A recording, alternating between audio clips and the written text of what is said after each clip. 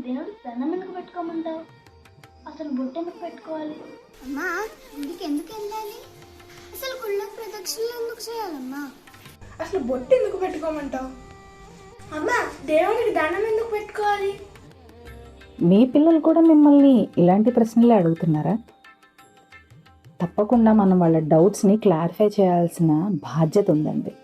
ఇలాంటి డౌట్స్ పిల్లలలో సహజం. వాళ్ళకి తెలియజేయాల్సిన అవసరం ఎంతైనా ఉంది.